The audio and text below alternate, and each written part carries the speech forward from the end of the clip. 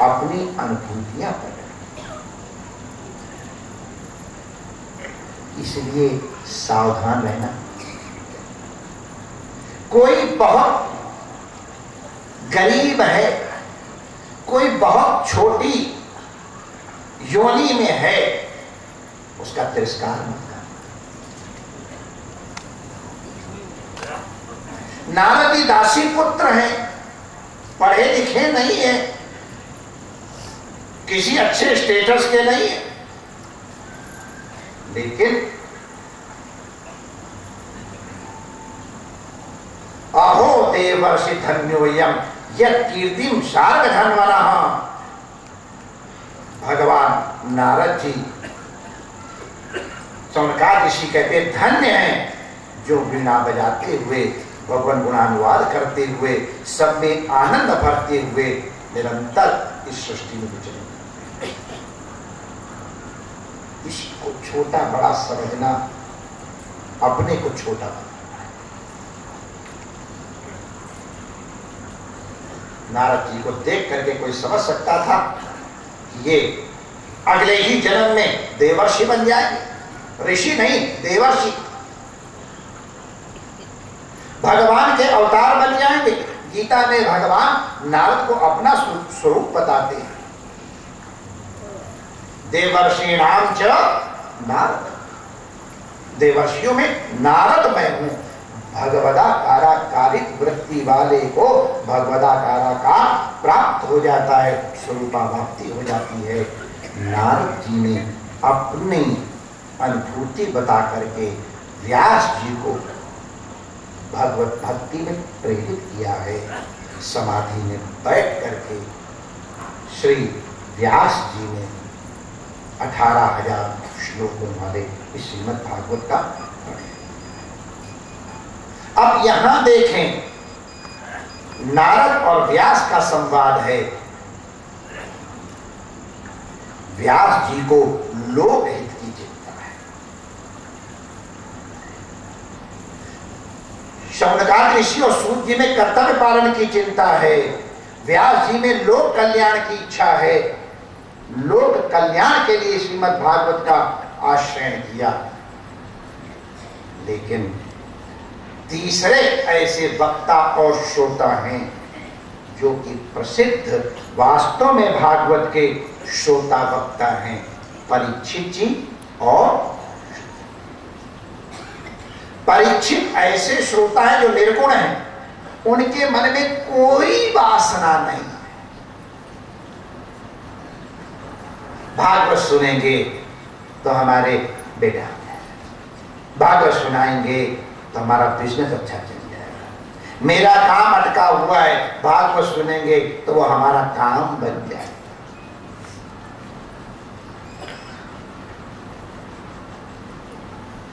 भागवत केवल आत्म कल्याण के लिए, मेरी मृत्यु मंगलमय कैसे होगी, केवल ये भावना रख करके श्री परीक्षित जी ने, श्री परीक्षित जी का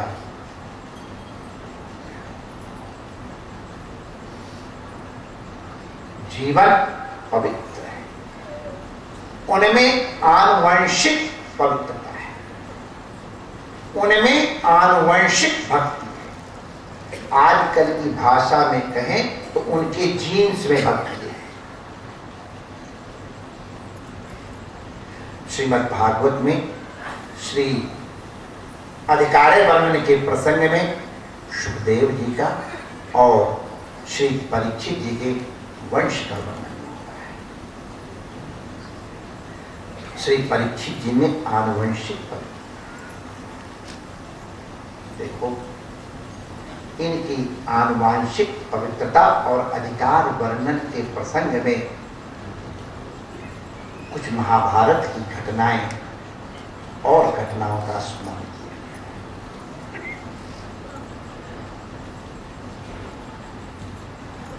द्रौपदी जी का स्मरण हुआ है।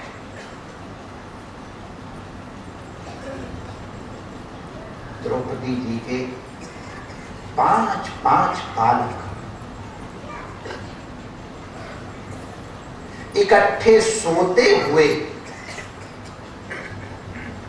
अश्वत्थामा ने सिर खाया। घोर अपराध है। उस समय की परंपरा में निशस्त्र का ऊपर आघात नहीं किया जाता है। जो युद्ध से विरत है उसको नहीं मारा जाता है, और जो युद्ध में लगा नहीं उसको मारने का प्रश्न नहीं, सोते हुए को मारना। 5-5 दुधमुहे बच्चों के गले काट कर निकालने वाला अश्वत्थामा ऐसा क्रूर कर्म देखा, द्रौपदी का हृदय फट गया, माता को पड़ता। भीमसेन ने कहा इसको चकनाचूर कर देंगे, अर्जुन ने कहा हम इसको नष्ट कर देंगे। चिंता मत कर द्रौपदी, मैं अभी तेरे अपराधी को लाता हूं। भगवान ने रथ जोड़ा, अर्जुन रथ पे चढ़े, अश्वत्थामा को पकड़ करके ले आए, बांध करके अब वो तेरे सामने से मारूंगा, इसकी गर्दन काट दूंगा, तब तुम अपने इस विषाद से निवृत्त होना। जिसने तुम्हारे बेटों को मारा है उसको तेरे सामने टुकड़े टुकड़े करते। भीमसेन लाओ मेरे गदा में, मैं इसको चटनी बना देता हूं। 5-5 बेटों को मारने वाला सामने आया। द्रौपदी को जल जाना चाहिए था सिंघनी की तरह, मैं खून पी लूंगी उसका, मेरे बेटों को मारा। लेकिन द्रौपदी की महिमा देखो, आज लोग द्रौपदी का स्मरण करते हैं। क्यों करते हैं? 5-5 पुत्रों को, सोए हुए 5 पुत्रों को मारने वाला अश्वत्थामा सामने खड़ा है, तो द्रौपदी कहती है मुच्चितामेश, अरे ब्राह्मणो नितराम गुरु, वाम स्वभावा कृपया ननागचा। अश्वत्थामा को प्रणाम किया है, मुच्चिताम, अरे इसको जल्दी छोड़ो, जल्दी छोड़ो। ब्राह्मणो नितराम गुरु, अरे ये तो सबका गुरु है, छोड़ो छोड़ो। मुच्चिताम, अरे तू क्या करी, पागल हो गई है? अरे नहीं भाई, बेटों के मरने की क्या पीड़ा होती है ये मैं देख रही हूं। मेरा 5-5 बेटे मारे, मेरा पोता मारा गया है, मेरा बेटा मारा गया है, मैं इस पीड़ा को जानती हूं। क्या पीड़ा होती है पुत्र के मरण की मैं जानती हूं। जो पीड़ा मैं भोग रही हूं अश्वत्थामा के मारने से समाप्त तो नहीं, लेकिन मेरे तो 5 पति अभी मौजूद हैं, मुझे सांत्वना है। लेकिन मां रोधी दस्य जननी यथा हम पतिदेव, जैसे मैं रो रही हूं वैसे इसकी माता कहीं ना रोए। जो पीड़ा मैंने भोग दी है, हे प्रभु इसको छोड़ दो, इसकी माता ना रोए। इसकी माता रोएगी तो मेरा हृदय रोएगा। अब यहां भगवान के सामने भीम कहते मार दो, अर्जुन कहते मैं भी करता हूं, द्रौपदी कहते छोड़ दो। झटका मुटकी होने लगी, भगवान बीच में आए। युधिष्ठिर भी द्रौपदी के पक्ष में हो गए, चलो छोड़ो।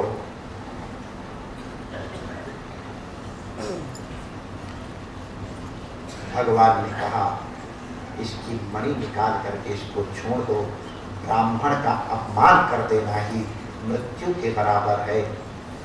ये क्षमा करने वाली 5-5 बेटों के मरने पर भी जो क्षमा करना जानती है, जो दूसरों की पीड़ा की अनुभूति करके अपनी पीड़ा को भूल जाती है, वो द्रौपदी जानते कौन है? परीक्षित की दादी है। परीक्षित की माता उत्तरा अद्भुत है।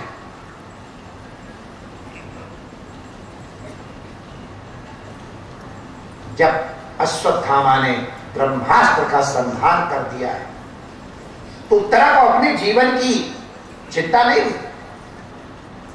उसने अर्जुन की शरण नहीं ली, भीमसेन की शरण नहीं ली, तुरंत भागी भागी भगवान के पास गई। भगवान से कहा, प्रभु मैं मर जाऊं तो मुझे कोई आपत्ति नहीं है, लेकिन मेरे गर्भ में आपके भांजे का अंश पल रहा है, आपके भक्त का वंश पल रहा है। अगर ये वंश का उच्छेद हो गया तो लोग आपके ऊपर कलंक लगाएंगे। मैं आपको कलंकित नहीं देखना चाहती हूं, इसलिए हे प्रभु मेरे गर्भ स्थित शिशु की आप रक्षा करो। देखो यहां परीक्षित ने भगवान को नहीं बुलाया कि मेरी रक्षा के लिए आओ। भगवान ने कहा परीक्षित नहीं बुलाता तो क्या हुआ, इसकी मां तो बुला रही है, कोई ना कोई बहाना चाहिए। एक हमारे बनारस में जब हम रहते थे तो एक बुढ़िया थी, उसकी बड़ी आदत खराब थी। आप में से वैसे कोई नहीं होगी, कई कई बुढ़िया बड़ी तुरंत बुढ़िया रहती हैं। अब मैं जा रही घर छोड़ के, अब तो मेरे कोई पूछते नहीं, अब मेरी हालत ही तब तो मेरे सब कुछ, अब मेरे कोई पूछता मैं घर छोड़ के चली जाऊंगी। और कहीं अड़ोसी पड़ोसी क्या चली जाएंगी, और फिर बहू जाके मना के लाएगी, नाती जाके मना के लाएगा, बेटा जाके मना तो नहीं मैं तो जाती नहीं, और फिर चली जाएगी, फिर खाएंगी पिएंगी जाके, भूख बड़ी जोर से। एक बार ऐसे ही वो बुढ़िया थी, घर से तुरंत मिजाजी करके नाराज होकर भाग गई। अब घर वाले भी तंग आ गए, रोज रोज कहते अच्छा आज नहीं बुलाने दें। अब नाराज होकर तुरंत मिजाज करके चली तो आई, लेकिन देख बेटा आ रहा है कि नाती आ रहा है। अगर बहू आई तो खूब जोर से सुनाओ, तू ही तो मेरी करती है, पहले सुनाओ तो फिर जाऊंगी। आज न बहू आई न बेटा आया, नाती नाती को अब भूख लगे, बुढ़ापे में भूख बड़ी जोर की लगती है। अब ताकि कोई तो बुलाने आवे और कोई बुलाने नहीं आ रहा, और कोई बाहर वाला पूछ भी नहीं रहा कि वो सब जानते जिसकी आदत खराब है, जहां जाएंगे वो कोई अब उसके भूख के मारे रहा नहीं जा रहा है, और कोई घर से बुलाने नहीं आया, और घर जाना जरूरी, भूख लग रही है। तो बहाना ढूंढने के लिए एक बकरी थी, उसकी बकरी के सींग में अपनी साड़ी ऐसे बना। अब बकरी स्वभाव है जब भागती घर की तरफ, वो घर की तरफ भागने लगे, नहीं मैं नहीं जाऊंगी इस घर में, मैं बिल्कुल, तो क्यों बकरी मुझे लिए जा रही है, अरे मान जा बकरी, मैं उस घर को देखना नहीं चाहती हूँ, वहां मेरे को पूछता कौन है, जब मेरा टाइम था सब पूछते हैं। जबरदस्ती बहानेबाजी करके घर में घुस गया, मैं तो नहीं आ रही इस घर में, ये बकरी बुला लगी। जिसको आना होता है वो कोई न कोई बहाना ढूंढ लेता है। इसी तरह भगवान को भी परीक्षित की रक्षा करनी है तो बहाना ढूंढा, परीक्षित नहीं बुला रहा तो क्या हुआ, उसकी मां तो बुला रही है। और हड़बड़ी में ऐसा हमने और कहीं नहीं सुना है, भगवान किसी की रक्षा करने गए या तो सुदर्शन चक्र लेके गए हैं या गदा लेके गए हैं, लेकिन गदा और चक्र और सब लेके इकट्ठे घुस जाएं ऐसा कहीं सुना नहीं है। परीक्षित की रक्षा के लिए भगवान हाथ में जुगोप कुक्ष घटम आत चक्रो मातुश्चा में यह शरणम बताया। गदा भी ले गए, चक्र भी ले गए इनको मारने के लिए, और देखो ये नहीं देखा कि मैं कहां जा रहा हूं, कैसे प्रवेश करूंगा, कहां घुस रहा हूं, ये कौन है, ये भगवान ने बिल्कुल ध्यान नहीं दिया। गर्भवास को बड़ा हेय माना जाता है, लेकिन भगवान ने उसकी हेता नहीं देखी, कौन से कुछ नहीं देखा। मेरे भक्त को रक्षा का प्रश्न है तो भगवान सब कुछ, everything is fair in war and प्रेम, है ना, परीक्षित मेरे भक्त का वंश है, इसलिए एवरीथिंग इज फेयर, कहां जाना कैसे सब भूल गए, और भगवान गदा घुमाते हुए चक्र घुमाते हुए आकर के और परीक्षित को बचाया। वो रूप परीक्षित ने गर्भ में ही देखा है, तभी बाहर निकल के जब आए तो देखते हैं आंखें टुकुर टुकुर करके, जिसने मेरी गर्भ में रक्षा की कौन है, थोड़ा थोड़ा इनसे तो मिलता है। अर्जुन को देख लगा कुछ कुछ इनसे वो तो नहीं, सबको इस तरह घूर घूर देख रहा था, इसलिए उसका नाम परीक्षित रख दिया। उत्तरा का बेटा है, सुभद्रा परीक्षित की दादी है दूसरी, सुभद्रा के पुत्र अभिमन्यु और अभिमन्यु के पुत्र परीक्षित, आप लोग सब जानते हैं। जब अभिमन्यु मरा है तो सुभद्रा ने कृष्ण से शिकायत की, मैं तुम्हारी सगी बहन, मेरा इकलौता बेटा मारा गया और तुमसे कुछ किया नहीं गया, शर्म नहीं आई तुमको? कुछ जो कुछ हो रहा है भगवान की इच्छा से। अगर भगवान की इच्छा है कि मेरे पुत्र की मृत्यु हो तो हम उसे एक बार भी शिकायत नहीं की है कि मेरा पुत्र मारा गया तेरे रहते हुए कृष्ण, मेरे भैया तुमसे कुछ नहीं किया। भक्त की पहचान है जो भगवान की राजी में राजी रहे, वो भी भक्त। हम हैं उसी में राजी जिसमें। देखो एक चीज हम आपको बता दें,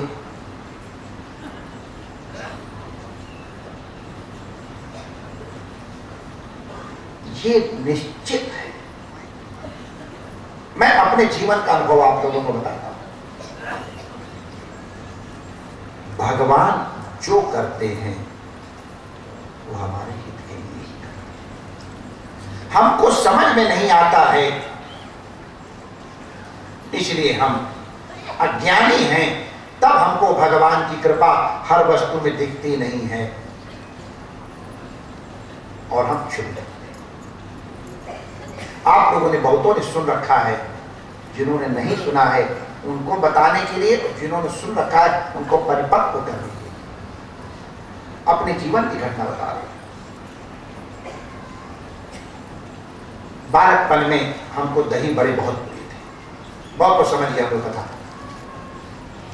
स्मरण करा रहे। आपने कथा सुनी लेकिन उसके भाव भूल गए हो, इसलिए दोबारा दोबारा कहना पड़ता है।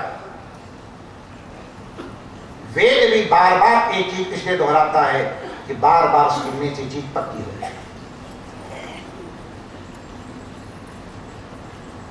मुझे दही बड़ा बहुत, एक बार घर में दही बड़ा बन गया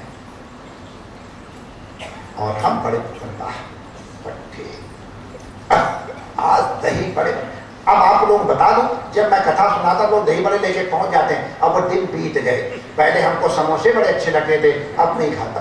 पहले तली पकौड़ी बड़ी अच्छी लगती है, अब नहीं। उसी तरह दही बड़े की आदत हो गई है, नहीं कल कोई दही बड़े लेके पहुंच जाओ, वो दिन बीत गए, अब नहीं। अब तो एकदम अलग प्रकार का भोजन हमको दिया जाता है। तो इसलिए आपको कथा इसलिए नहीं कह रहा हूं, हमारे एक दंडी स्वामी थे काशी में, उनको अरबी का साग बड़ा पसंद था। अरबी माने भुइया, यहाँ अरबी कहते हैं।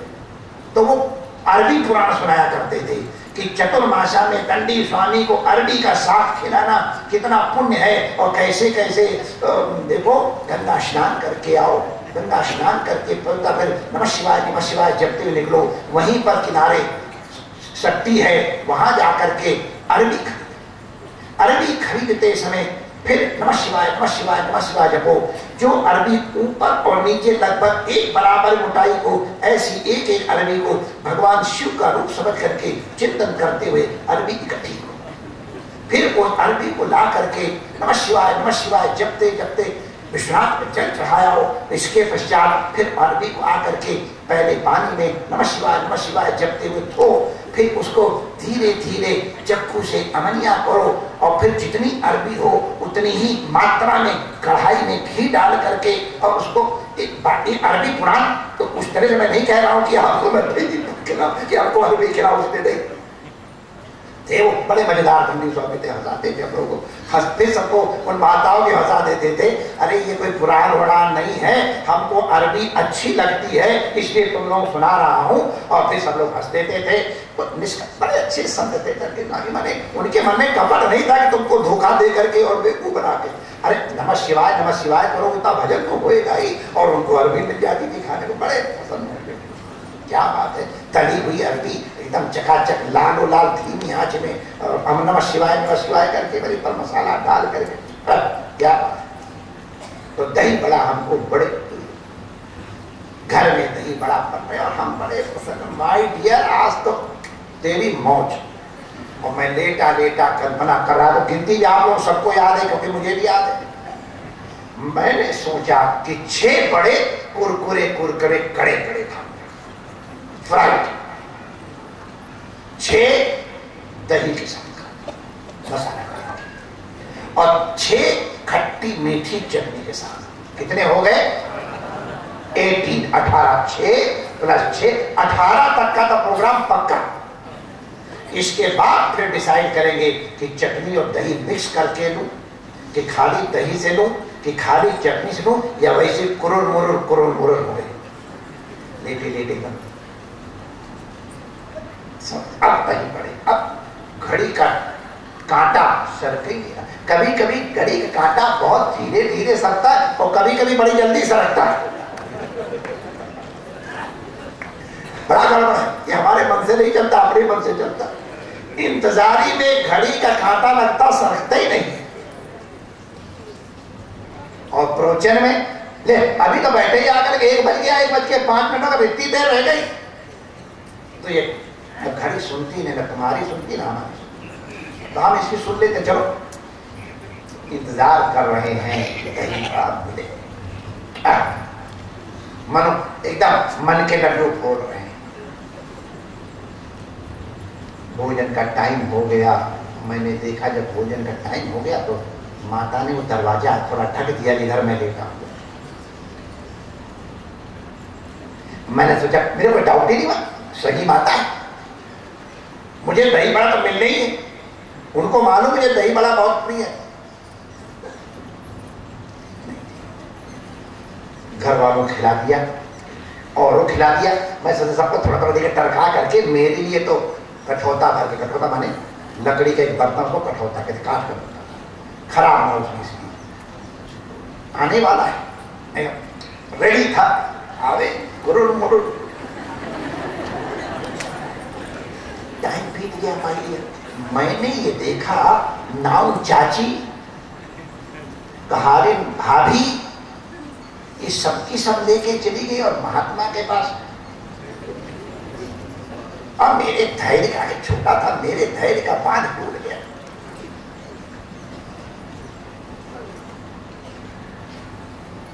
मैंने माता जी को बुलाया, माता जी दही बड़े हमको नहीं मिले अब तक। अब तक लगा मिलने को आई है, कोई देर है। मुझे भी तक कोई डाउट नहीं, मुझे दही बड़े नहीं मिलने वाले हैं, निश्चित था। 6 + 6 + 6, इसके बाद फिर और देखेंगे। अब तक दही बड़ा मिले तो माता दही बड़ा कहां बने? एकदम सफेद झूठ, दही बड़े कहां बने? मुझे मालूम तो बने। मैंने कहा माता जी बने, मैंने खुशबू सुनी थी। अरे खुशबू तो सब चीज छो में नहीं होगी। मैंने कहा नहीं माता जी, और नाम चाची दाल पीस रही थी, मैंने देखा था। ऊपर काम पे नाम चाची आती थी, उनको चाची हम लोग कहते थे। नाम चाची दाल, अरे वो बड़ी बनाने के लिए, बड़ी समझते ना, एक झूठ को संभालने के लिए कितने झूठ बोल रहे, वही हो रहा। मुझे मालूम है कि दही बड़ा बड़े है, मैं प्रूव करना चाहता और माता जी उसको डिस्प्रूव करना चाहती है। तो वो कई झूठ बोली, तो मैंने सोचा इतनी झूठ ये तो मैं क्यों पीछे रहूं। मैंने देखा नहीं था तो भी झूठ कह दिया। मैंने छोटे भाई को दही बड़ा खाते हुए देखा है, बना कैसे नहीं, झूठ था, मेरा पाप दूर हो जाए। मैंने देखा नहीं था, मैंने झूठ मार दिया। छोटा भाई तो खा रहा, अब तुम तो पीछे ही पड़ गए। आज दही बड़े बड़े कड़े बने थे, अच्छी दाल नहीं पीती थी, बड़े तुमको कड़े कड़े दही बड़े पसंद नहीं है, इसलिए मैंने तुमको दिया नहीं। ले अब एकदम स्वर बदल गया। मैंने कहा कड़े कड़े बने तो तुम एक हाथ तो दे दो, तुमको पसंद ही नहीं, मैंने सब खत्म कर दिए। कभी ऐसा हो नहीं सकता है, मेरी माता कभी बर्तन खाली करती ही जो सब खत्म कर दिए, कड़े कड़े से हटा दिए। मैंने कहा एक आध तो बड़ा नहीं, सब बांट दिए। तो मैंने कहा माता जी थोड़ा दही और चटनी लिया, जरा मसाला, जरा जबान का चटखारे ठीक कर लो। अब मैं क्या बताऊं माय डियर, मैं रिक्वेस्ट करके थक गया। मेरी माँ ने दही बड़ा दिखाएगा, मैं रोने लगा। मैंने कहा सबको मिले नहीं रह गया, कोई असर नहीं। एक इतने बड़े कटोरे मूंग की दाल का पानी ले आई, ले इसको पियो। हाँ, अब मैं मूंग की दाल सुड़कू, सब पानी सुड़कू, सब लोग दही बड़ा खाएं, मैं नहीं पीता। नहीं बेटा पी ले, तो पी ले ना, तो ठीक हो जा। तेरे लिए मैं कठौती भर के दही बड़ा बना दूंगा। आज तो दिए नहीं, मैं नहीं खाता। और मैंने देखा मेरी माँ की आंखों में आंसू आ गए। उस समय मेरे समझ में नहीं आया, अब थोड़ा पीड़ा होती है, काहे को बेचारी को दुख किया, मालूम नहीं था ना। बेटा ये दाल पी लेना, मैं नहीं पीऊंगा। पैर कैसे लड़के करते ना, यो पैर हिला करके अपना गुस्सा प्रकट करने लगे। करो प्रकट। मैं कितना गुस्सा प्रकट किया, माता ने दही बड़ा देखने का, सूंघने को नहीं। अब बताओ, सगी माता, एकदम सगी माता, और इतनी स्वीट माता। कई लोगों ने तो देखा मुझसे मिले, देखो कितनी स्वीट थी, पूछो। लेकिन उन्होंने हमको दही बड़ा नहीं दिया। मैंने सोचा आज अगर सौतेली माता होती तो कम से कम मन को संतोष तो हो जाता। सौतेली माता इसलिए नहीं दिया, तो सगी माता में तो मुझे शिकायत भी नहीं कर सकता, मुझे दही बड़ा नहीं दिया, वो भी सुख खत्म। क्यों नहीं दही बड़ा दिया, तो लोग समझ गई होगी ना। माता नहीं, मेरे टाइफाइड का बुखार चढ़ा। टाइफाइड का रोगी अगर दही बड़ा मांगे तो दे देना चाहिए कि नहीं दे देना चाहिए, बताओ तुम लोग। तुम भी माता जी की, अच्छा उन्हीं की बिरादरी की तो होना तो होगी उनकी जैसी। अच्छा आप लोग बताओ, हमारी बिरादरी वाले, टाइफाइड का बच्चा अगर दही बड़ा मांगे, अरे कम से कम 6 दे दो, कम से कम 2 दे दो। शर्मा जी पहले हाथ दिला रहे, तुम तो हमारे पक्ष में आओ, बड़े दयालु बनो। ले वो बना है, ठीक हो तो बात गलत वही है। तुसी भी ध्यान रखना, समझ गए, तुसी भी ध्यान रखना। जब तुसी ठीक हो जाओगे ना, भगवान के पास कोई कंजूसी नहीं। मेरी माँ ने नौकरों नौकरानियों तक को बांटा, उन सबको दिया ना। ये माता का प्रेम है या द्वेष है, बताओ।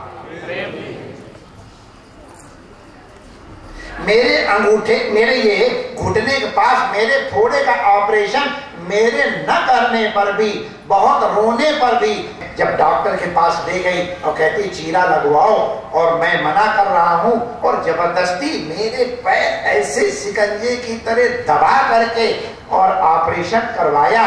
मैं कहता कि मेरी माता नहीं है, मेरी शत्रु है, ये तारका की चाची है, ये पूतना की मौसी है, इसको दिख नहीं रहा।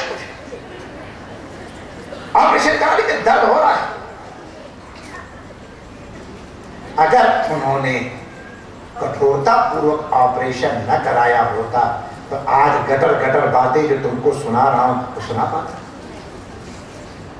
आज उनकी स्मृति करता हूं तो प्रणाम करने की इच्छा। माता तेरी कृपा का प्रसाद है जो तूने अपनी छाती पे पत्थर रख के पीड़ा सही, और हमारे रोने और गाने की परवाह न कर केवल मेरे कल्याण के लिए चेष्टा की। मैं उनके चरणों में वंदन करता हूं। माय डियर, भगवान के लिए वर्णन आता है, वो करोड़ों करोड़ों माताओं के समान प्रेम करने वाले। कई बार हमने लोगों को देखा है, भगवान से कोई चीज की रिक्वेस्ट करते हैं, और अगर भगवान नहीं मानते हैं उनकी बात तो भगवान का घड़ा, अब मैं शंकर जी की पूजा नहीं करूंगा, ये तो सुनते नहीं। कली चंडी विनायक, हम गणेश जी की पूजा करेंगे, गणेश जी ने तो चंडी की पूजा करेंगे, हनुमान जी की पूजा, अच्छा ये तो मजार की पूजा करेंगे।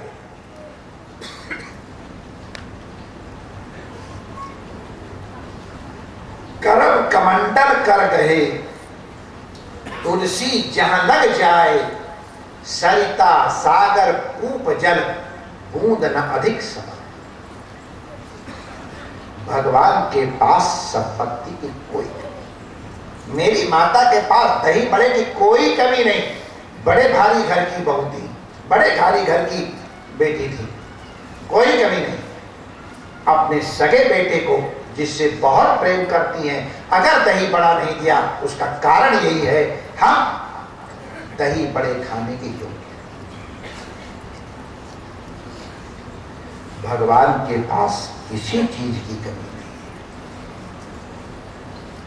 अगर वो चीज हमारे अनुकूल नहीं है, हमारे लिए हानिकर है, तुम्हारे मांगने पर भी भगवान नहीं देंगे। यही भगवान का प्रेम। हम ऑपरेशन नहीं कराना चाहते हैं, माता ने जबरदस्ती ऑपरेशन कराया, मेरे रोने गाने की परवाह किए बिना ऑपरेशन करवाना, ये माता की कृपा है। उसी तरह अगर तुम्हारे जीवन में कोई प्रतिकूल परिस्थिति आए तो ये समझ लेना भगवान की क्या है,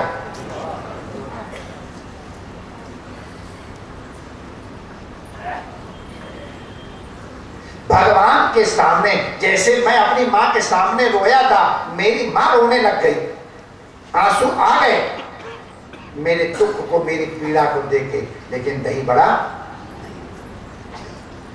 भगवान से जब तुम रो के इस तरह कहते हो, विश्वास करो भगवान बहुत दुखी है, बहुत पीड़ित हो।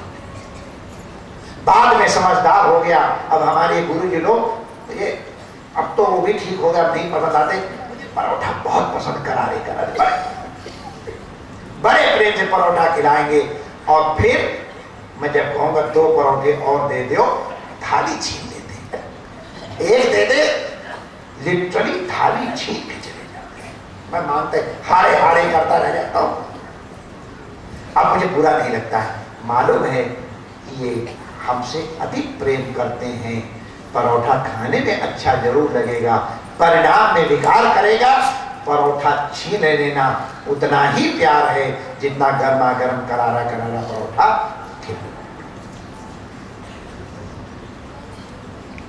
भगवान वही करते हैं जिसमें हमारा है। और दूसरी घटना फिर बताऊंगा, थोड़ा आगे चलें। सुभद्रा ने एक बार भी शिकायत नहीं की, मेरा बेटा मर गया, उनने सांत्वना तक नहीं दी। ऐसी मुख भक्त हैं सुभद्रा और उनके पौत्र हैं परीक्षित। युधिष्ठिर जी के क्या कहने, अर्जुन के क्या कहने, भगवान उनके सारथी बनने में गौरव की अनुभूति करते। पिता अभिमन्यु को पुत्र की तरह भगवान ने अस्त्र शस्त्र सिखाए, अपने साथ रखा है, अति प्रेम है। भगवान का निर्भर प्रेम अभिमन्यु को प्राप्त। परीक्षित की परदादी कुंती अद्भुत है। ये कृष्ण की बुआ भी है, वसुदेव जी की बहन है, गोद में चली गई थी बहन। और अर्जुन की माता है, अभिमन्यु की दादी है और परीक्षित की परदादी है। क्या पद। एक बार जब महाभारत का युद्ध पूरा हो गया और भगवान द्वारिका जाने लग गए तो कुंती माता कुंती माता को दुखी देख करके भगवान रुक गए। बुआ क्यों रो रही हो? तुम कृष्ण जा रहे हो, हम दुखी भी ना हो, रोएंगे नहीं? बुआ जान, हाँ जाओगे ही, मैं जानती हूँ। तुम बुआ कहते रहे तुम कौन हो, मैं जानती हूँ। कभी कभी मैं विभ्रमित हो जाती हूँ। एक बार अपने भैया भाभी से मिलने के लिए मैं मथुरा गई थी। वसुदेव जी ने बड़े प्रेम से रखा, देवकी भाभी ने बड़े प्रेम से रखा, और फिर भैया ने कहा तुम्हारी एक भाभी गोकुल में रह रही है, रोहिणी, उससे भी मिल आओ ना। मैंने कहा हाँ मेरे मिलने का तो मन है, मैं तो कंस के डर के मारे नहीं जा पाता हूँ, तू चली जा। तो मैं चली आई भाभी से मिलने। उस दिन तुमने दही की मटकी फोड़ी थी, ददिया सास के जमाने का दधी भांड तुमने फोड़ दिया था। तुम्हारी चंचलता से यशोदा मैया को, उसने तुम्हारे दोनों हाथ पकड़ लिए थे, साथी ले ली थी। तुम रो रहे थे। जिसके भय से भय भी डरता है, काल भी जिसके भय से प्रकंपित रहता है, तुम एक अहीरिन के डर के मारे रो रहे थे। तुम्हारी आंखों से भय दिख रहा था। रोते रोते तुम्हारे काजल यहां तक आ गए थे। बांध तो लिया है, कहीं मारे नहीं, मैया से गिड़गिड़ा रहे थे। कृष्ण तुम्हारा वो स्वरूप याद करती। और कौरव सभा में जब दुर्योधन आपको बंदी बनाने की कुछ चेष्टा करने लगा, तब आपने अपना विराट स्वरूप दिखाया। रोम रोम प्रतिलाग ही कोटि कोटि ब्रह्मांड, तुम्हारा वो स्वरूप भी मैंने देखा। तो मेरी मति को विभ्रमित कर रहे हो। तुम्हारे दर्शन से भ्रम नष्ट होता है और तुम्हारी लीला मुझे भ्रमित करती है। तुम कौन हो कृष्ण? तुम मुझे बुआ कहते हो, लेकिन तुम तो जगतपति हो, तुम जगत पिता हो, तुम जगन्नाथ हो। तुम्हारी इस लीला से मैं विभ्रमित नहीं होंगे। तो भगवान ने पीठ लगे, अच्छा बुआ तुमसे कोई वरदान मांग ले, वरदान मांग ले, वरदान मांग ले। सोचा कि कोई वरदान मांगेगी तो उसका ध्यान इधर उधर हो जाए। उसे मालूम नहीं कि कुंती कैसी बात, कुंती का वरदान दोगे कृष्ण? हाँ, मैंने कभी किसी को मना किया और तुमको हुआ, मना ही नहीं कर सकता, देना पड़ेगा। दूंगा दूंगा दूंगा। चलो बोलो।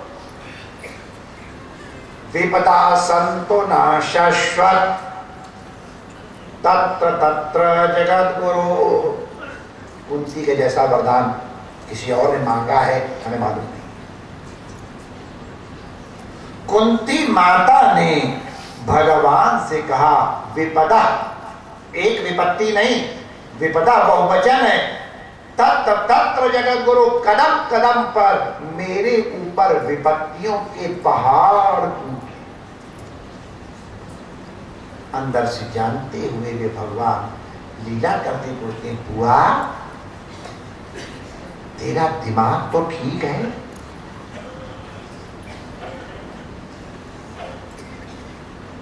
तेरे इतने पारिवारिक स्वजन मारे गए हैं, तुझे मेंटल शॉक तो नहीं लग गया है? क्या मांगना है क्या नहीं मांगना है, कहीं उल्टा तो नहीं हुआ जा रहा है? अभी ठीक हो जा।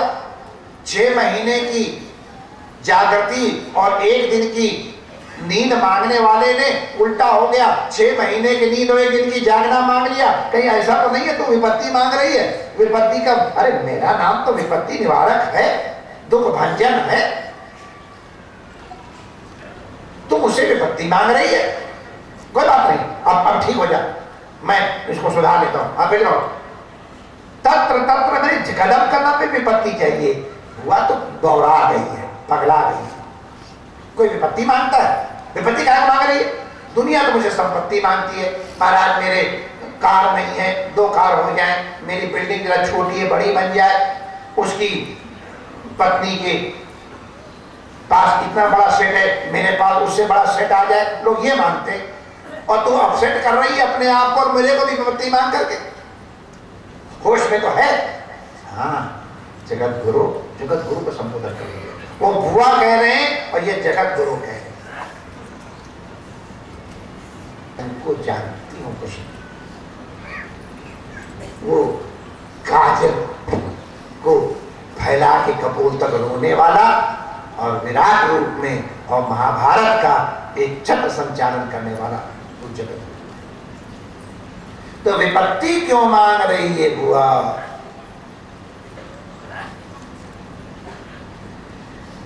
कृष्ण, अभी हम लोगों ने परसों शायद वो अविनाभाव संबंध, जहां जहां धुआं होता है वहां वहां अग्नि जरूर होती है। तो धुआं देखते ही पता चल जाता है कि वहां अग्नि है। तो यद्यपि न्याय दर्शन तो शायद कुंती नहीं पढ़ी थी, ऐसा लगता, क्या पता पढ़ी हो, मुझे मालूम नहीं है, लेकिन लगता है कि नहीं पढ़ी थी। लेकिन उसे अविनाभाव संबंध मालूम था। क्या अविनाभाव संबंध? जब जब विपत्ति आती है तब तब कृष्ण भगवान कृष्ण। हमने ये देखा है कि जब जब हमारी ऊपर विपत्ति आती है तब तक आपके दर्शन। पांडवों को वनवास हो गया, दुर्वासा जी के माध्यम से उनके सर्वनाश की व्यवस्था की गई। तुम आए, अद्भुत कथा है, कहने सुनने लायक। एक पत्ता खा करके हजारों शिष्यों के साथ दुर्वासा का पेट तुमने भर दिया, समग्र विश्व का, ब्रह्मांड का पेट भर दिया। विपत्ति से मेरी रक्षा की, दुर्वासा से मेरी रक्षा की। विपत्ति आई, दुर्वासा के रूप में तुम आए। द्रौपदी को नग्न करने की कुछ चेष्टा की गई। एक वस्त्र है, अंडरगारमेंट्स भी नहीं है, एक झटके में लाज जाने वाली है। ऐसी घोर विपत्ति में तुमने कृष्ण ये नहीं देखा कि इसके रजो दर्शन हुआ है, इसके अंगों से कुछ श्राव हो रहा है, तुमने नहीं देखा। तुमने ये नहीं देखा कि इसके किस अंग को छूना चाहिए, किस अंग को नहीं छूना चाहिए, ये पवित्र है कि अपवित्र है। संपूर्ण शरीर को लपेट करके वस्त्रावतार के तुम रूप में तुम कृष्ण आए। तुम्हारा जैसा दयालु कौन? परिवार वाले स्वजन स्पर्श नहीं करते हैं और तुम उन अंगों से चिपक करके, लिपट करके आए। विपत्ति आई तो भीमसेन को विष दिया गया, तुमने रक्षा। लाक्षागृह में जलाया जाने लग गया, तुमने रक्षा। भयंकर अस्त्र से पूरा का पूरा पांडव समाज जल जाता। भीमसेन नहीं उतर रहे थे, आपने जबरदस्ती नीचे खींच करके इनकी रक्षा की। कहां तक गिलाऊं कृष्ण? जब जब मेरे ऊपर विपत्ति आई तब तब आप हमारी रक्षा के लिए आए। आज विपत्तियां दूर हो गई हैं तो तुम भी हमारी नजरों से दूर होने जा रहे हो। कन्हैया, सुख के माथे सिर पड़े, जो नाम हरि का जाए, बलिहारी व विपत्ति वालुपल ना। कृष्ण हमको विपत्ति से कुछ लेना देना नहीं, कृष्ण हमको संपत्ति से कुछ लेना देना नहीं है। भवतो दर्शनम यस्या अपुनर्भव दर्शन। हमको तो आपके दर्शन चाहिए श्री कृष्ण। विपत्ति में अगर आपके दर्शन होते हैं तो विपत्तियों के पहाड़ों का स्वागत है। संपत्ति में अगर आप दूर होते हैं तो संपत्ति को लाख लानत हैं। ऐसी भगवत भक्त परीक्षित की कथा, कितना वर्णन करो। भीष्म पितामह, भगवान को भीष्म पितामह की प्रतिज्ञा की रक्षा करने के लिए अपनी प्रतिज्ञा छोड़े नहीं, स्वनिगम अपहाय, अपनी प्रतिज्ञा छोड़ दी। अंतिम समय लोग भगवान की प्रतीक्षा करते हैं और भीष्म पितामह भगवान से कहते हैं, हे वो भगवान, तुम मेरी प्रतीक्षा कर, खड़ा रह। भगवान खड़े रहे, जब तक मैं अपने प्राण नहीं छोड़ूं तब तक तुम खड़े रहो। और भगवान वहां खड़े। युधिष्ठिर को कृष्ण कितना मानते हैं, युधिष्ठिर को और भीमसेन को भगवान चरण स्पर्श करके प्रणाम करते। अर्जुन तो उनके सखा ही हैं। पांडव वंश की भक्ति की अनुवांशिक परंपरा है। परीक्षित ऐसे भक्त परंपरा में उत्पन्न हैं। इनमें भक्ति और पवित्रता आनुवंशिक रूप से प्राप्त।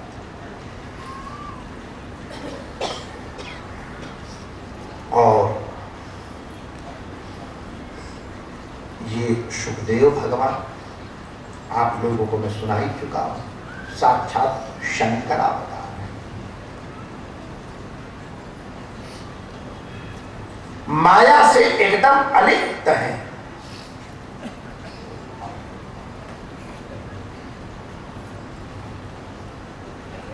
न उनका नारोच्छेदन हुआ है, न यज्ञोपवीत हुआ है। भक्त शिरोमणि भी हैं, अवधूत शिरोमणि भी हैं और गुरु मुनि, मुनिजनों के, संतों के भी गुरु भगवान व्यास के सुपुत्र हैं। गोदोहन मात्र एक जगह टिकते हैं। जितनी देर में एक गैया दुह ली जाए, उसका दूध पी लिया और चल दिए, बस। वस्त्र तक का जिनको ध्यान है। जब सुखदेव जी आगे आगे भाग रहे थे, व्यास जी पीछे पीछे चल रहे थे, एक जगह को देव कन्याएं स्नान कर रहे थे नग्न होकर के। तो जवान सुखदेव जी चले गए, उन देवियों का कोई असर नहीं पड़ा। सफेद दाढ़ी वाले बुजुर्ग व्यास जी उधर से आए, देव कन्या तुरंत वस्त्रों से अपना शरीर ढक लिया। व्यास जी को आश्चर्य हुआ, मेरा जवान बेटा गया, उनके सामने तुम नंगी नहाती नहीं और मुझ बूढ़े को देख करके तुम लज्जा करती हो। उन देव कन्याओं ने कहा, आप मेरे जरूर दादा परदादा की उम्र के हैं, लेकिन आपको ये मालूम है ना कि हम स्त्री हैं, आप पुरुष हैं, इसलिए हमको स्त्रियों को पुरुषों से लज्जा आती है, भले वृद्ध हैं। सुखदेव को तो ये मालूम ही नहीं कि मैं स्त्री हूं, ये पुरुष। उनको जड़ चेतन में भी वही ब्रह्म दिखाई पड़ता है, इसलिए उनके सामने नग्न होने में हमें कोई शक नहीं। ऐसे अमलात्मा परमहंस श्री सुखदेव जी ये वक्ता है। ये वास्तव में कथा है। तीसरा जो कथानक है, यही वास्तविक कथानक है श्रीमद् भागवत का। अमरात्मा परमहंस सुखदेव जी को और कुछ नहीं चाहिए, केवल परीक्षित का कल्याण चाहिए। इसके अतिरिक्त न उनकी भेंट में आकांक्षा है, न पूजा में आकांक्षा है, न उनका चित्र कहीं प्रकाशित हो, कोई बैनर लगे, कोई आकांक्षा। परीक्षित का कल्याण करने के बाद फिर सुखदेव जी ने दोबारा कहीं भागवत की है, ज्यादा सुनने में नहीं आया। निवृत्त तर्ष है, कोई तृषा नहीं। निवृत्त तर्षैः उपगीयमान। परीक्षित को भी कोई कामना नहीं, चक्रवर्ती राज्य तो छोड़ के आए, केवल मेरा मरण कैसे मंगलमय हो, मेरे जीवन का कल्याण कैसे हो, इस संकल्प के साथ वो सुनने के लिए बैठे। वास्तविक श्रोता और वक्ता ये सुखदेव और परीक्षित कथा सुनने का प्रसंग कैसे आया, इसका वर्णन श्रीमद् भागवत में आया, आप लोग जानते हैं। परीक्षित पूरे जगत के चक्रवर्ती राजा हैं, उनका अद्भुत ऐश्वर्य का वर्णन श्रीमद् भागवत में आया है। सप्तद्वीपवती पृथ्वी के वो शासक हैं, जहां जहां जाते हैं वहीं वहीं वर्णन सुनते हैं, ये परीक्षित है, ये वही है जिनके दादा का रथ भगवान चला गए थे। ये इनके पिता ने ही चक्रव्यूह का भेदन किया था। ये कुंती के परपोते हैं, द्रौपदी के पोते हैं, पौत्र हैं। कृष्ण का गुणगान सुने, अपने पूर्वजों का गुणगान सुने, अति पसंद। इसी तरह घूमते हुए वो एक जगह आए, उन्होंने देखा कि एक बैल केवल एक पैर पे खड़ा है, बगल में गैया रो रही है और एक राजा वेशधारी उस बैल को मारने की कोशिश कर। ये सब कथा आप लोगों को मालूम है। देखो, ये गैया वो पृथ्वी है, बैल धन, वृषभ बैल को कहा जाता है। जो सब मनोवांछित प्रदान करे उसे वृषभ है। धर्म सब कुछ प्रदान करता है, इसलिए उसे वृषभ कहा जाता है। हम लोग धर्म की व्याख्या कुछ कल सुन चुके हैं। हमारे जीवन में गति भी होना चाहिए और गति का अवरोध भी होना चाहिए। पृथ्वी कब प्रसन्न होती है माता? जब पृथ्वी पे धर्माचरण होता है। ये धर्माचरण कब होता है? जब इंद्रियों की वृत्तियों पर अंकुश लगाने की सामर्थ्य। धर्म का मतलब क्या है? वही कल हम लोगों ने विचार किया था, कहां पर गाड़ी को एक्सेलरेटर दबा के चलाना है, कहां ब्रेक लगा के रोकना है, कहां स्टीयरिंग घुमा करके मोड़ना है। इसका नाम जो मन में आया, जो हमने इच्छा आई वही कर लिया। हमारे हाथ कुकर्म न करें, बुरे स्थान में पैर न जाए, हमारी जीभ वह न बोले जो नहीं बोलना चाहिए। अपने जीवन में नियंत्रण करने का सामर्थ्य ये धर्म। धृत्या यया यथारयते ये उसको धर्म कहते हैं। कलयुग में ये सब नहीं होता है, यही धर्म की हत्या करता है।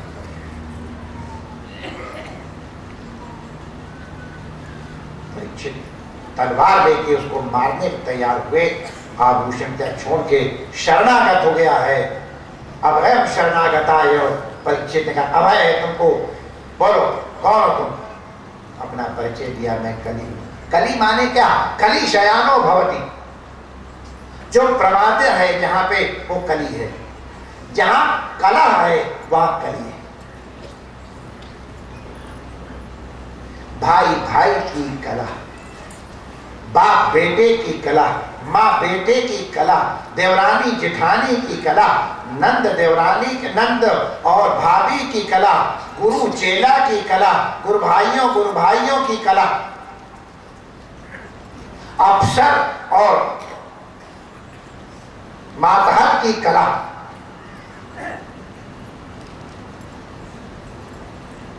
एक कथा आती है, राजा अश्वपति एक दिन शयन कर रहे, शयन में स्वप्न में उनको राजलक्ष्मी के दर्शन हुए।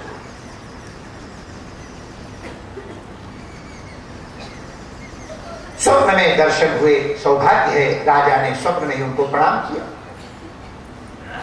माता का मुख देखा तो कुछ म्लान है, कुमलाया है। राजा अश्वजित पूछते हैं, माता आपका चेहरा म्लान क्यों है? माता ने कहा, थोड़ा दुख की बात है इसलिए म्लान। क्या दुख है माता आपको? मुझे अब तुम्हारा राज्य छोड़ के जाना पड़ेगा, इसलिए मैं दुखी। माता आप क्यों जा रहे? मुझसे कोई अपराध हुआ है क्या? नहीं बस तुमसे अपराध, तुम तो सात्विक हो। फिर हम चंचला हैं, आज यहाँ कल वहां, ये हमको जाने पड़ा, मेरा स्वभाव। अच्छा माता, अगर आपका स्वभाव है, आपको जाना पड़ रहा है, तो आप प्रसन्नता पूर्वक जाओ ना। मैं प्रसन्नता पूर्वक आपको विदा करता हूं। माता को और दुख आ गया, अरे ऐसा सुयोग, मैं जा रही हूं, मेरे जाने से इसको कष्ट होगा, विभव जाएगा, कष्ट के दिन आएंगे, और फिर भी मेरी प्रसन्नता के लिए स्वीकृति दे रहा, आप जाओ प्रसन्नता पूर्वक। माता ने कहा जाऊंगी तो बेटा मजबूरी है, जाना पड़ेगा, तुम एक वरदान हमसे मांगना, मेरे संतोष हो जाए, जाऊंगी तो, लेकिन तुम्हें वरदान देके जाऊंगी तो मेरे हृदय को थोड़ा संतोष हो। राजा अश्वजीत ने कहा माता आप हमको अनुमति दे दो एक दिन की, मैं जरा अपने परिवार में सलाह कर लूं। 5-7 मिल कीजिए काजा, बने और बिगड़े आवे न ताजा, मैं सलाह कर लूं। वो घर, वो संस्था, वो परिवार, वो समाज सुखी रहता है जहां 4 जने आपस में मिलकर सलाह करके एक मत होकर काम करते हैं। अपनी अपनी टांग खींचने लगेंगे,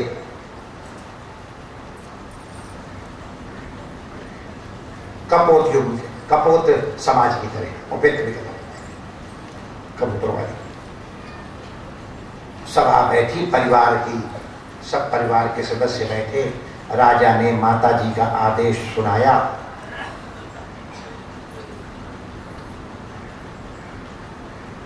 माता जी जाएंगे वरदान मांगने के लिए, क्या बड़े बड़े चतुर लोग होते हैं, मुझे यही वरदान मांग लो, माता आप जाओ मत, वो तो बनी है, ठहर जाएगी। राजा ने कहा अनिच्छा से रुके हमको पसंद नहीं, बेमन से रुके हम नहीं चाहते, हम नहीं रुके, ये बता नहीं मान सकते। बड़ा बढ़िया रास्ता है, जाएंगे नहीं, आपको वचन दे देंगे, ठीक है नहीं जाएंगी, लेकिन दुखी होके रहेंगी तो मैं सुखी नहीं हो सकता ना। तो किसी ने कहा फिर खूब संपत्ति मांग लो, संपत्ति तो भरी पड़ी है, वो जाएंगे तो सब चली जाएगी। तो किसी ने कहा ऐसा करो गोल्ड मांग लो, तो कहा गोल्ड कंट्रोल एक्ट हो गया तब, तो कहा जमीन मांग लो, जमीन तो कहीं नहीं जाती है। तो जमीन का क्या होता है, जयपुर के राजा की क्या स्थिति है तुमको मालूम है, क्या वैभव था एक ही पीढ़ी में। जमींदारों की जमीन चली गई, विचारों की क्या दशा है आज। डायमंड मांग लो, किसी ने कहा एक डायमंड बेचेंगे, 1-2 साल करते रहेंगे, डायमंड का पहाड़ मांग लो।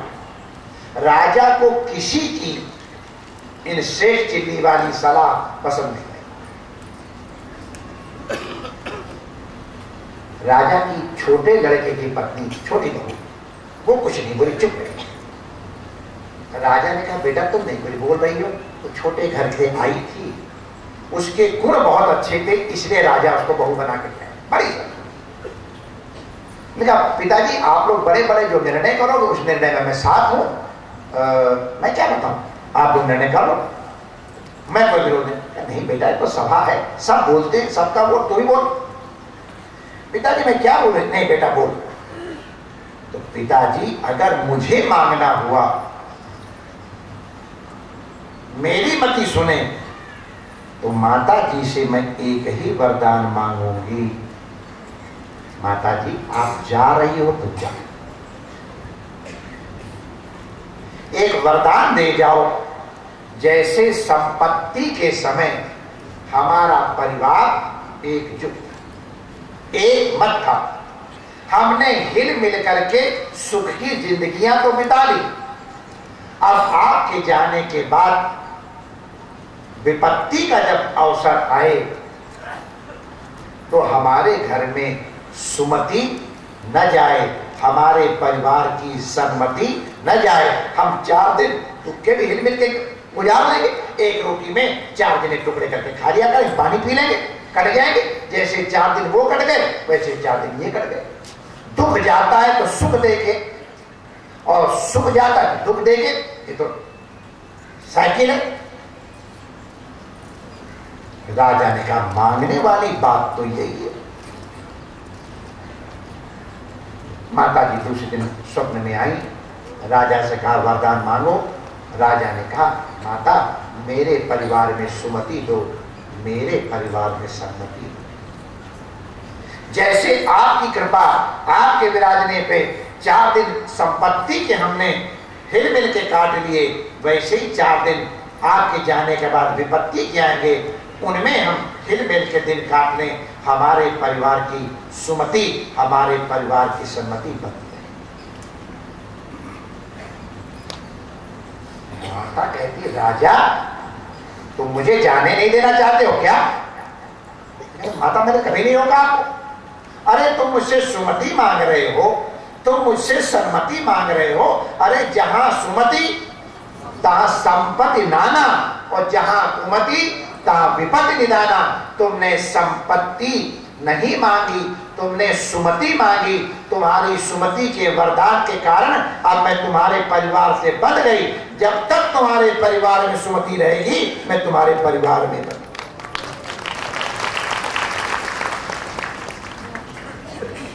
कली माने कलह, जहां कलह होगा वहीं कली आएगा। जिस घर में सुलह है, कलह नहीं है, वहां कली का प्रवेश नहीं। हम लोग देख रहे कई परिवार, बहू सास एक, बाप बेटे एक, गुरु शिष्य एक, बाप समाज का एक नेता, सब उसके साथ सुलह, बाप सुख। जहां सुमति तहां संपत्ति नाना, और जहां कुमति तहां विपत्ति। ये कलह कलयुग है। तुम मेरे राष्ट्र में नहीं रहते, निकल जाओ। कहां जाऊं महाराज? सारी दुनिया में तो आपका राज्य है, मैं कहां जाऊं?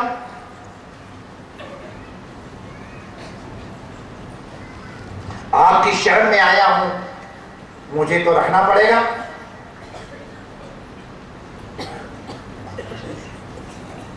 सारी दुनिया मेरा ही राज्य। तो ऐसा करो जहां